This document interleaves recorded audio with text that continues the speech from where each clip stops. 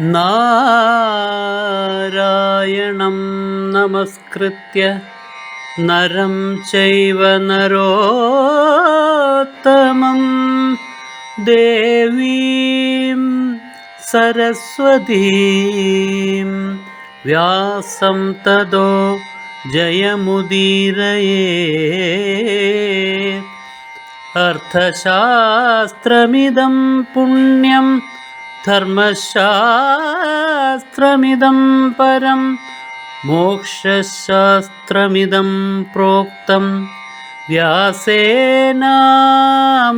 ബുദ്ധിനാ.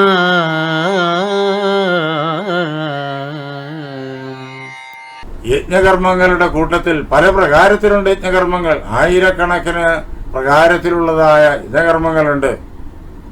ഇവിടെ ധാർത്തരാഷ്ട്രന്മാര് കുരുക്ഷേത്രത്തില് ഒരു യജ്ഞം, മഹായജ്ഞം നടത്താൻ പോകുന്നു. അത് ശസ്ത്രയജ്ഞമാണ്, ആയുധം കൊണ്ടുള്ള യജ്ഞമാണ്.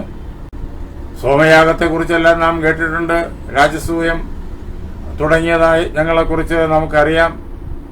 യുധിഷ്ഠിരൻ രാജസൂയം നടത്തുന്നതെല്ലാം നാം കണ്ടതുമാണ്. അതിൽ നിന്നെല്ലാം വിഭിന്നമായിട്ട് ആയുധം കൊണ്ടുള്ളതായ യജ്ഞം. ആരായത് സംഘടിപ്പിക്കുന്നത്? ധാർത്തരാഷ്ട്രന്മാർ, ദുര്യോധനാദികൾ, ധൃതരാഷ്ട്രയുടെ മക്കൾ. അങ്ങനെയുള്ളതായ ഈ യജ്ഞം ഇവിടെ നടക്കും, ശസ്ത്രയജ്ഞം. ഈ ലോകത്തിന്റെ നാനാഭാഗങ്ങളിൽ നിന്നിട്ട് അതിൽ പങ്കെടുക്കാൻ അനേകം വീരന്മാര് വന്നുചേരും. അത്യധികം ഉത്സാഹത്തോടു കൂടിയിട്ട് അവരുടെ എല്ലാം കഴിവുകളെ പ്രദർശിപ്പിക്കുവാനും അങ്ങനെ ഈ വിശ്വത്തിന്റെ മുന്നില് താൻ വലിയ യോദ്ധാവാണ് എന്ന് പ്രഖ്യാപിക്കുവാനുമുള്ള അവസരമായി അവരെല്ലാവരും അതിനെ കാണും, ഈ യുദ്ധത്തെ കാണും. അങ്ങനെയുള്ളൊരു യജ്ഞം ഇവിടെ നടക്കും. അസ്യ യജ്ഞസ്യ വേത്താത്വം ഭവിഷ്യസി ജനാർദ്ദന. അല്ലയോ കൃഷ്ണ, ഈ യജ്ഞത്തെ കണ്ടുകൊണ്ടിരിക്കുന്നവനായി തീരും നീ. കൃഷ്ണൻ നേരത്തെ പറഞ്ഞിട്ടുണ്ടല്ലോ, ഞാൻ യുദ്ധം ചെയ്യില്ല, ഞാൻ ആയുധമെടുക്കില്ല എന്ന്. അപ്പോൾ ഇങ്ങനെയുള്ള ഈ യജ്ഞത്തിൽ അതിനെ മുഴുവൻ കണ്ടുകൊണ്ടിരിക്കുന്നവൻ, ദ്രഷ്ടാവ്. അല്ലയോ കൃഷ്ണ, നീ ദ്രഷ്ടാവായിരിക്കും. ആ യജ്ഞത്തെ ആസ്പദമാക്കിക്കൊണ്ടാണ് കർണൻ ഇങ്ങനെ കൃഷ്ണനോട് പറയുന്നത്. യഥാർത്ഥത്തില് അതിന്റെ അർത്ഥം വളരെ വ്യാപകത്വമുള്ളതാണ്. ഈ കാണായതായ പ്രപഞ്ചം തന്നെ ഒരു മഹായജ്ഞമാണ്. അനന്തകോടി ബ്രഹ്മാണ്ടങ്ങൾ അടങ്ങിയതായ ഈ പ്രപഞ്ചം നിരന്തരം പ്രവർത്തിച്ചുകൊണ്ടേയിരിക്കുന്നു. അതിന്റെ എല്ലാം പാര്യന്തിക ഫലം ബ്രഹ്മജ്ഞാനം തന്നെയാണ്. ഓരോ ജീവിയും ഈ ജന്മത്തിൽ അല്ലെങ്കിൽ അടുത്ത ജന്മത്തിൽ, അതല്ലെങ്കിൽ 10 ജന്മം കഴിഞ്ഞ്, ഇല്ലെങ്കിൽ അനേക ലക്ഷം ജന്മങ്ങൾ കഴിഞ്ഞ് തന്റെ യഥാർത്ഥ സ്വരൂപത്തെ, ബ്രഹ്മസ്വരൂപത്തെ തിരിച്ചറിയും. അതിലാണ് ഈ പ്രപഞ്ച നാടകമാകുന്ന യജ്ഞം കലാശിക്കുക. ഈ യജ്ഞത്തിൽ ആ യജ്ഞത്തെ കണ്ടുകൊണ്ടിരിക്കുന്ന ഒരാളുണ്ട്. ഈ പ്രപഞ്ച നാടകമാകുന്ന യജ്ഞത്തിന് എല്ലാ സൗകര്യവും ഒരുക്കി കൊടുത്തുകൊണ്ട് ആ നാടകം നടക്കാൻ വേണ്ടിയിട്ട് സർവ അനുഗ്രഹങ്ങളും നൽകിക്കൊണ്ട്, എന്നാൽ ആ നാടകത്തിൽ പങ്കെടുക്കാതെ, അതിൽ ഭാഗഭാക്കാകാതെ അതിനെയെല്ലാം കണ്ടുകൊണ്ടിരിക്കുന്നതായ ദ്രഷ്ടാവായിരിക്കുന്ന ഒരാളുണ്ട്. ആ ആളാണ് പരമാത്മാവ്. അല്ലയോ കൃഷ്ണ, ഈ ശസ്ത്രയജ്ഞത്തിന്റെ ദ്രഷ്ടാവായിരിക്കും നീ. കൃഷ്ണനോട് കർണൻ പറഞ്ഞു, ഈ പ്രപഞ്ചമാകുന്ന യജ്ഞത്തിന്റെയും ദ്രഷ്ടാവാണ് അദ്ദേഹം. അദ്ദേഹം ദ്രഷ്ടാവ് മാത്രമാണ്.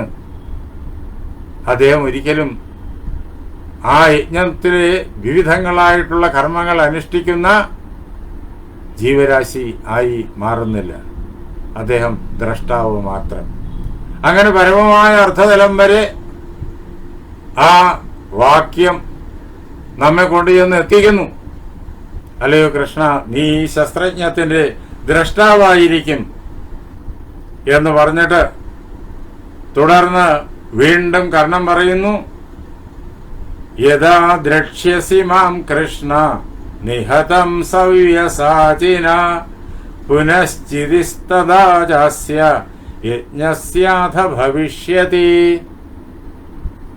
ഇതിനിടയ്ക്ക് ഈ ശ്ലോകത്തിനും നേരത്തെ ചൊല്ലിയ ശ്ലോകത്തിനും ഇടയ്ക്ക് ഓരോ വ്യക്തിയും, പാണ്ഡവപക്ഷത്തുള്ള വ്യക്തികളും കൗരവപക്ഷത്തുള്ള വ്യക്തികളും ഈ ശസ്ത്രയജ്ഞത്തിന്റെ ഏതേത് ഭാഗം നിർവഹിക്കുന്നവരായിത്തീരും എന്ന് വിശദമായി നമ്മെ കർണൻ പറഞ്ഞ് കേൾപ്പിക്കുന്നുണ്ട്.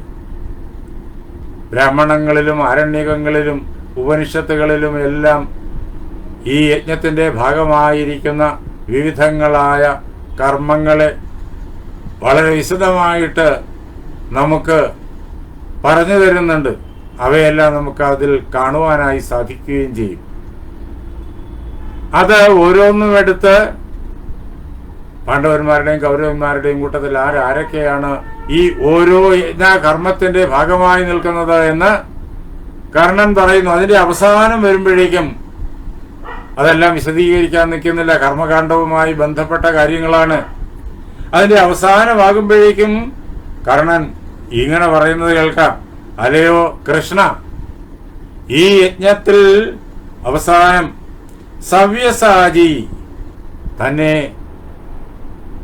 നിഗ്രഹിക്കുന്ന അവസരത്തിൽ അർജുനൻ കർണനെ നിഗ്രഹിക്കും എന്ന് കർണൻ വ്യക്തമായും മനസ്സിൽ ഇപ്പോൾ ഉറപ്പിച്ചിരിക്കുന്നു. അതാണ് കർണൻ കൃഷ്ണനോട് പറയുന്നത്.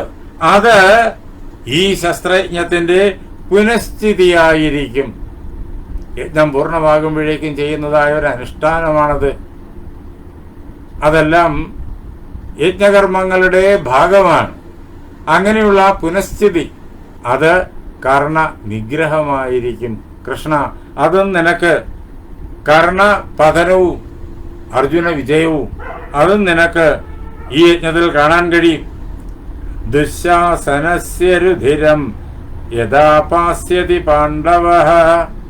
ദുശാസനന്റെ രുധിരത്തെ എപ്പോഴാണോ പാണ്ഡവരുടെ കൂട്ടത്തിൽ അനേകം യുദ്ധങ്ങൾ ജയിച്ചിട്ടുള്ള മഹാബലശാലിയായ ഭീമൻ എപ്പോഴാണോ ദുശാസനന്റെ രുധിരം പാനം ചെയ്യുന്നത്, എങ്ങനെ അലറിക്കൊണ്ട് കോപാകുലനായിട്ട്, അത് തഥാ സുത്യം ഭവിഷ്യതി.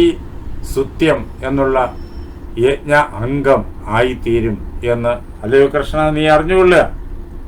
എന്ന് മാത്രമല്ല, യഥാ ദ്രോണം ച ഭീഷ്മം ച പാഞ്ചാല്യൗ പാതയിഷ്യതഃ.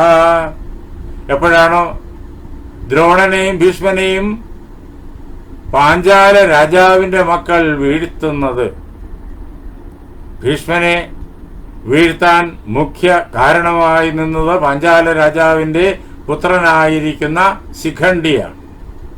ശിഖണ്ഡി മുന്നിൽ ചെന്നു കഴിഞ്ഞാൽ ഭീഷ്മൻ പിന്നെ വില്ല് താഴെ വയ്ക്കും, പിന്നെ യുദ്ധം ചെയ്യില്ല. അങ്ങനെ ശിഖണ്ഡിയെ മുൻനിർത്തി യുദ്ധം ചെയ്യാൻ ഭീഷ്മൻ അർജുനനോട് പറയുന്നത്, എല്ലാ പാണ്ഡവരുടെയും കൃഷ്ണന്റെയും സാന്നിധ്യത്തിൽ പറയുന്നത് നാം കേട്ടിട്ടുണ്ട്, നമുക്കറിയാം. ആ സംഭവവും നാം നേരിട്ട് കണ്ടു. അങ്ങനെ പാഞ്ചാല്യൻ പിതാമഹന്റെ മൃത്യുവിന് കാരണമായി തീരുന്നു.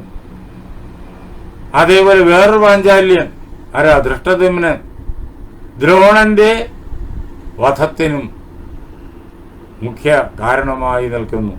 ധൃഷ്ടദ്യുമ്നനാണ് ദ്രോണനെ വാളുകൊണ്ട് ശിരസ് ഛേദിച്ച് സംഹരിക്കുന്നത്. അങ്ങനെ എപ്പോഴാണോ ദ്രോണനെയും ഭീഷ്മനെയും പാഞ്ചാല രാജാവിന്റെ മക്കള് സംഹരിക്കുന്നത്, തഥാ യജ്ഞാവസാനം തത് ഭവിഷ്യതി ജനാർദ്ദന. അപ്പോൾ യജ്ഞം അവസാനിക്കും. യജ്ഞാവസാനം അതാണ്, ആ സംഭവങ്ങളാണ് എന്ന് അറിഞ്ഞുകൊള്ളണം. എന്ന് മാത്രമല്ല, ദുര്യോധനം യഥാഹന്ത ഭീമസേനോ മഹാബലശാലിയായിരിക്കുന്ന ഭീമസേനൻ എപ്പോഴാണോ ദുര്യോധനനെ കൊല്ലുന്നത്, അപ്പോൾ തഥാ സമാപ്സ്യതേ യജ്ഞോ ധർത്തരാഷ്ട്രസ്യ മാധവ. ധർത്തരാഷ്ട്രന്റെ ഈ യജ്ഞം, ശസ്ത്രയജ്ഞം അപ്പോൾ പൂർണ്ണമായി തീരും, സമാപിക്കും.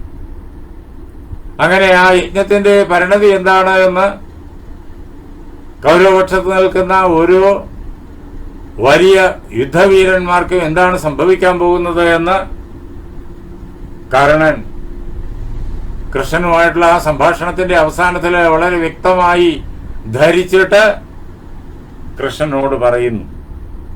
ഇതിന് തൊട്ടു മുമ്പേ തന്നെ കർണൻ പറഞ്ഞല്ലോ കൃഷ്ണനോട്, ദുര്യോധനൻ രാജാവാകാൻ യോഗ്യനല്ല, ദുര്യോധനല്ല യുദ്ധം ജയിക്കേണ്ടത്, ദുര്യോധനല്ല രാജാവാകേണ്ടത്, പരമധാർമ്മികനായിരിക്കുന്ന യുധിഷ്ഠിരൻ രാജാവാകണം എന്ന് നേരത്തെ പറഞ്ഞു.